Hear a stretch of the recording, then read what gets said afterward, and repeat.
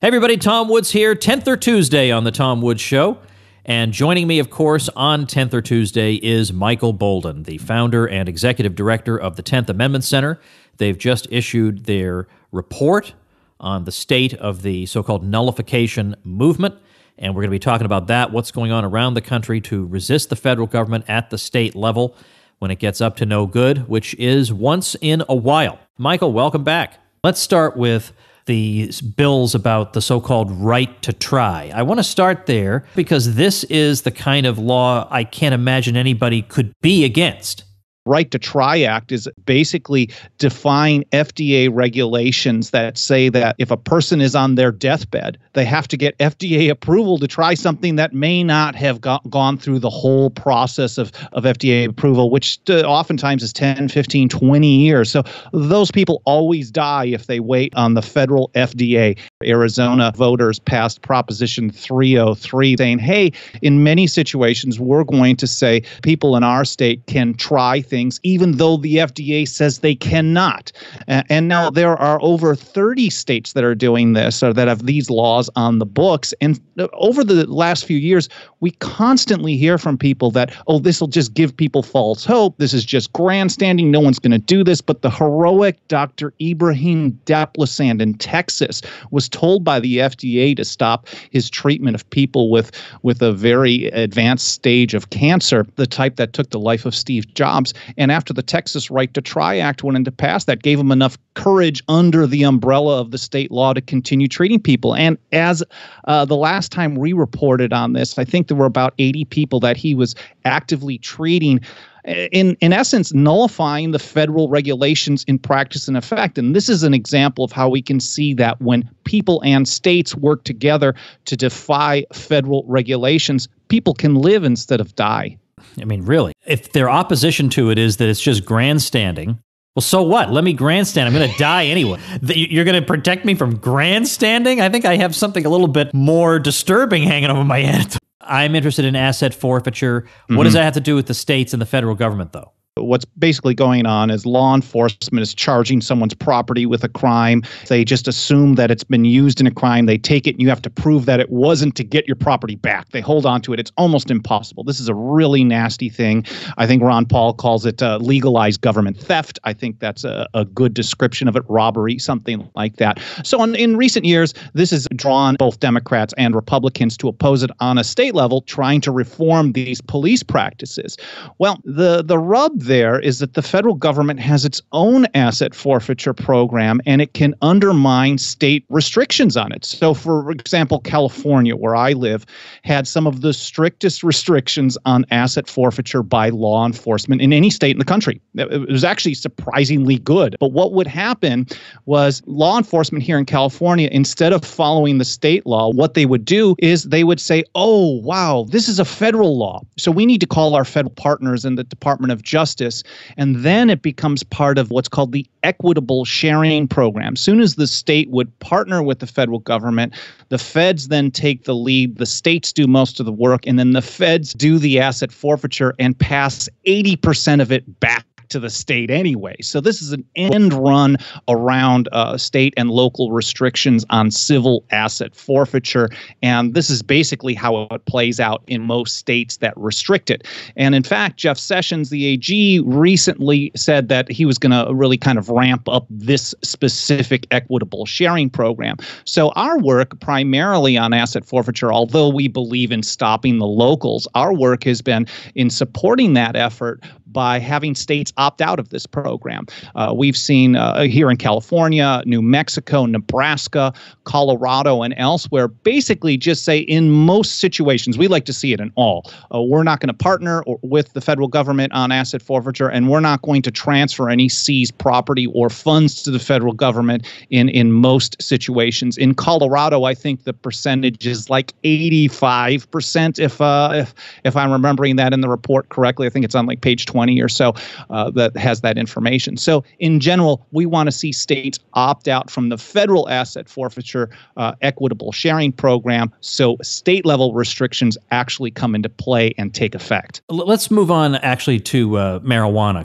I think people are interested in it now because of the whole Jeff Sessions fiasco. What's really happening here? This is really what we call the granddaddy of the modern nullification movement. Back in 1996, California voters passed Proposition 215, allowing for limited medical uses of this plant that the federal government said was prohibited in all situations all the time. 3 different presidents came and lobbied the people not to vote for this, but they passed it anyways. And then the Clinton administration said, we're going to shut them down. We're going to take away licenses of doctors. And they did it anyways. This is really how I see in today's climate nullification work in practice. The feds say one thing, the states say and do another. And then more importantly, whatever the states say, if individuals and businesses don't take any action, nothing happens. Sessions today basically rescinding some guidance, this thing called the Cole memo that came under the Obama administration. Now, this implies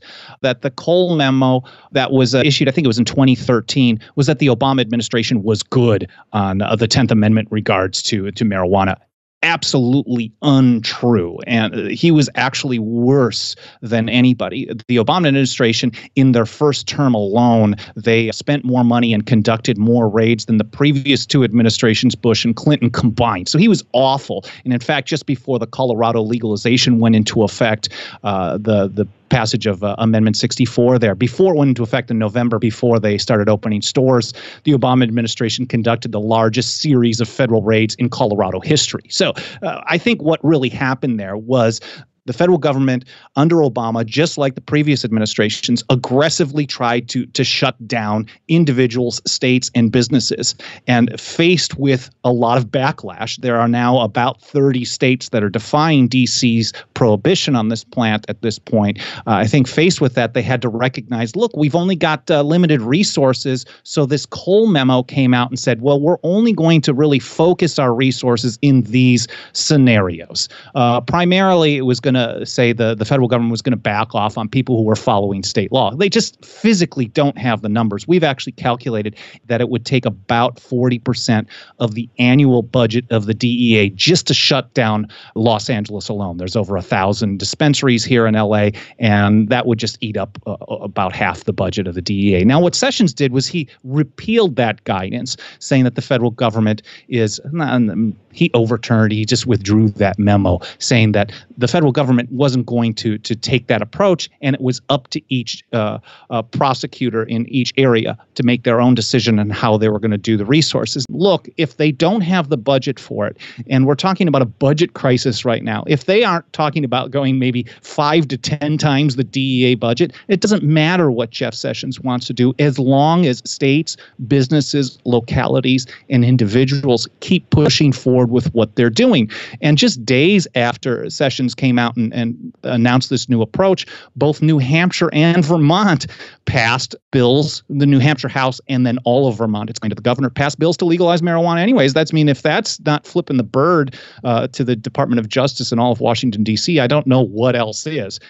Here in California, Assembly Bill 1578 has already passed the state assembly, and it's going to go to the state Senate to withdraw the use of state resources to help in the enforcement of federal marijuana prohibition. And some statistics that we've seen from, I think, Drug Policy Alliance says it's around 90% of all enforcement resources come from the state and local level. So if the states don't participate, the feds are they're in big trouble. There's a similar bill in Washington State from a Republican Representative Matt Shea and a few co-sponsors, and another one from a Democrat down in Arizona. I think it's House Bill 2144, to basically just say, hey, we're taking a hands-off approach. If you want to try to enforce it, bring it on, but we're not going to help you. And I think the end result is going to be very clear. The feds don't have the manpower to do this. And if you take that approach plus maybe an AG in one state or another, adding a lawsuit to it, I think it's just going to overwhelm what the federal government has the capacity to do.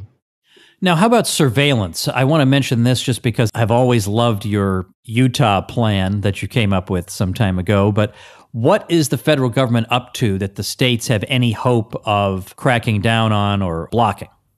Well, Judge Napolitano had a fantastic article last week in his Creators Syndicate column talking about what the Trump administration, the Republican leadership, and Democrat leadership all working together to not only reauthorize, but in some ways expand warrantless surveillance from the NSA and other federal agencies under what's known as Section 702. This just happened. It passed the House easily. We expect as soon as maybe Wednesday of this week, the Michigan House to pass a bill, House Bill 4430, to withdraw the use of resources for the carrying out of any warrantless surveillance programs from the federal government. Now, you mentioned Utah. In a place like Utah, where there is a physical NSA facility, Utah, Texas, Washington State, Tennessee, West Virginia, and elsewhere, especially Maryland, if they were to pass a piece of legislation like this would ban the state from providing essential resources. In Utah, that would be water, about 1 million gallons of water to keep their supercomputers cool, which wouldn't be able to operate or store the data they collect.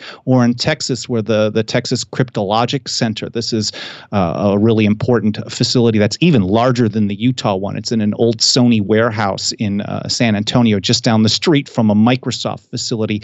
There, the NSA expanded there specifically because they like the independent Texas power grid. A guy named Jonathan Stickland filed a bill to turn off the electricity to the NSA. We know the NSA is expanding rapidly because they really need to. They keep collecting more and more data on us.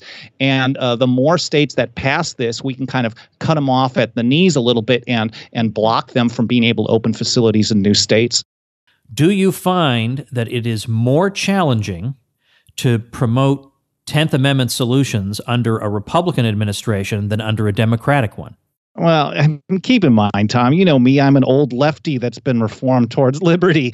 So I get excited to do the right thing no matter who's in charge. When there's a Republican in charge, you hear people like Bernie Sanders and Elizabeth Warren talking about states' rights and the 10th Amendment on their Twitter. I mean, really, this happened last week. You would never, ever think that they would be talking about this. And when it's the other way around, it's the right talking about it. I think with the major political parties, the majority of what they like to oppose is the other team. So we're going to jump on and push. And I hope that the more that this type of thing happens, the more that the grassroots, the average people like you and I recognizes that you can't rely on Washington, D.C. to do what you want, no matter where you are on the political spectrum. And for those that oppose liberty, if they want to just take one small state and make it a nightmare, and they've probably done this many places already, I think we'd all be better off because we'd have an opportunity to have more freedom in the other areas.